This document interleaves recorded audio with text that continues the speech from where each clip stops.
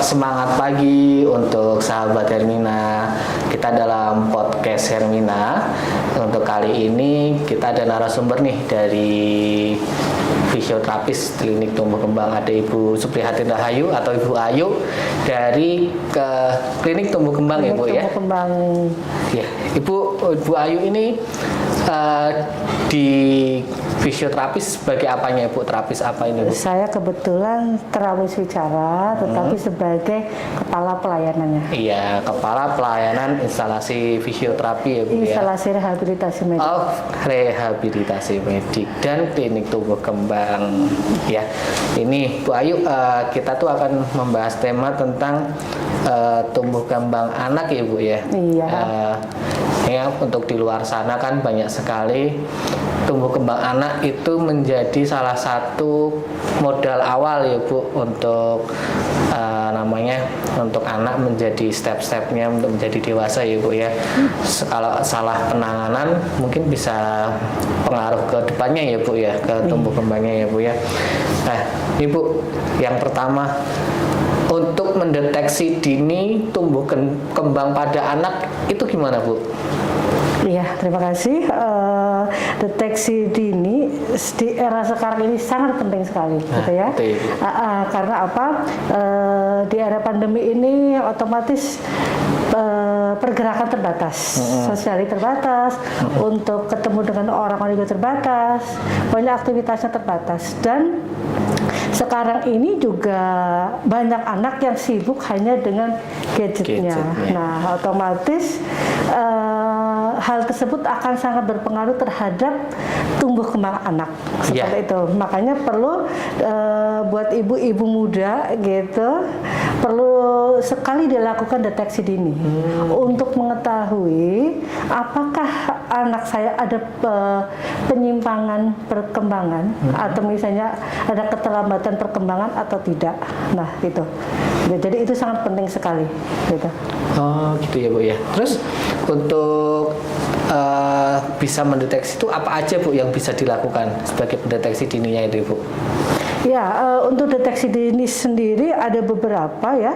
Perkembangan anak itu yang harus kita lihat, misalnya dari motoriknya, motorik kasar, motorik halus, perkembangan bahasa bicara, sosialisasi, atau mungkin kemandiriannya itu juga penting sekali, seperti itu.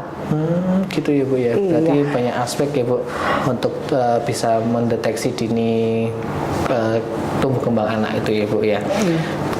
Terus, nah di era pandemi ini Bu, permasalahannya apa aja sih Bu pada tumbuh kembangnya itu Bu? Ya, jadi kita mulai dari motor kasar dulu ya. Jadi bayi itu kan yang akan ini kan motor kasarnya dulu gitu. Jadi para bunda itu harus harus lebih aktif lagi memperhatikan gitu perkembangan si bayi sendiri. Gitu, harus melihat tahapannya. Kalau seandainya bunda merasa bingung, biasanya kalau bunda periksa ke puskesmas atau ke dokter anak atau ke rumah sakit, tentu ada buku panduan perkembangan anak. Lah, itu harus dilihat gitu. Oh, sekian bulan, misalnya anak saya sudah umur 6 bulan kok belum bisa tengkurap. Nah, itu harus dilihat gitu. Kenapa ya?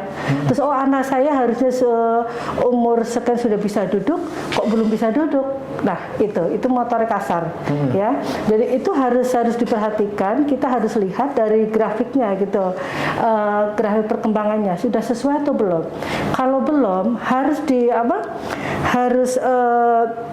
diwaspadai seperti itu. Perlu dikonsultasikan lagi. Jangan sampai keterlambatannya itu akan semakin jauh lagi, dan itu nanti akan berpengaruh terhadap proses perkembangan yang lainnya, termasuk kepada kemampuan bicaranya seperti itu gitu. Jadi dari motorik kasar nanti meningkat lagi kepada motorik halusnya bagaimana. Nah, gitu. Jadi anak usia berapa bisa pegang sendok, atau mungkin misalnya mau usia sekolah, bagaimana untuk pegang pensilnya, bagaimana untuk kemampuan misalnya mengambil benda lah itu kemampuan motorik halus seperti itu, termasuk pada kemampuan bahasa bicaranya. Nah, setelah itu baru meningkat lagi kepada kemampuan bahasa bicaranya. Gitu. Bahasa bicara sendiri ada tahapannya juga gitu. Jadi usia 0 sampai bulan itu ada istilah babbling, tahapan babbling gitu. Jadi dia harus melewati terus ada babbling, terus nanti ada laling, terus ada ekolali. Nah, tahapan-tahapan itu terlewati tidak gitu. Jadi jangan sampai tahu-tahu udah 1 tahun kok nggak keluar sama sekali kata suara-suara, atau mungkin yang harusnya sudah bicara usia 16 bulan atau mungkin 2 tahun harusnya sudah bicara, sudah berbendar kata, ini kok cuma saja. Nah, itu yang perlu diwaspadai. Jadi jangan sampai udah seharusnya sudah melewati tahap sekian tetapi tidak terlewati. Nah, itu yang harus kita waspadai. Gitu aja sih. Gitu. Jadi harus banyak waspada ya Bu ya tentang perkembangan anak. Nah, ini sebagai solusinya itu apa Bu menghadapi tumbuh kembang anak? Ya, pertama itu tadi kita setelah deteksi dini kita menemukan ada keterlambatan pada si anak, kita harus segera konsultasi kepada ahlinya, mungkin ke dokter anak, ke dokter spesialis tumbuh kembang, atau ke dokter rehab medik kalau seandainya ada permasalahan di motorik kasarnya, gitu. Terus nanti dari dokter rehab medik sendiri di klinik tumbuh sendiri akan dirujuk lagi kepada masing-masing subnya. Seandainya anak ini ada permasalahan di motorik kasarnya, nanti akan dirujuk ke fisioterapi tumbuh kembang. Kalau ada anak ini ada mungkin ada gangguan konsentrasi atau hiperaktif gitu, nanti akan dirujuk ke sensori integrasi okupasi terapi. Atau anak ini ada keterlambatan bicara, akan dirujuk untuk ke terapi bicara. Seperti itu. Jadi tergantung dari masing-masing permasalahannya. Itu aja sih. Berarti untuk permasalahan anak itu nanti ada tahapannya sendiri ya, ada fak-faknya sendiri untuk kemana harus dideteksi mana sebagai penyebabnya. Ya Bu, mungkin kesimpulan dari hari ini itu apa Ibu? Ya, jadi buat para bunda harus lebih aktif lagi memperhatikan tumbuh kembang anak seperti itu ya. Jadi jangan sampai kita sibuk sendiri, kita mengandalkan istilah nanti juga bisa sendiri, karena tidak karena mungkin pemahaman terhadap tumbuh kembang mungkin perlu dikaji lagi gitu. Jadi ada anak yang ada orang yang mungkin kurang paham, jadi akhirnya perlu mencari tahu kepada ahlinya untuk mengetahui permasalahan si anak ini. Jangan sampai keterlambatannya semakin meningkat lagi, semakin jauh lagi. Oke, di Rumah Sakit Hermina Banyumanik juga ada ya Bu ya, untuk ada tumbuh kembang. Nanti bisa ketemu dengan Bu Ayu untuk permasalahan tentang tumbuh kembang, dikonsulkan dulu ke dokter rehab medik.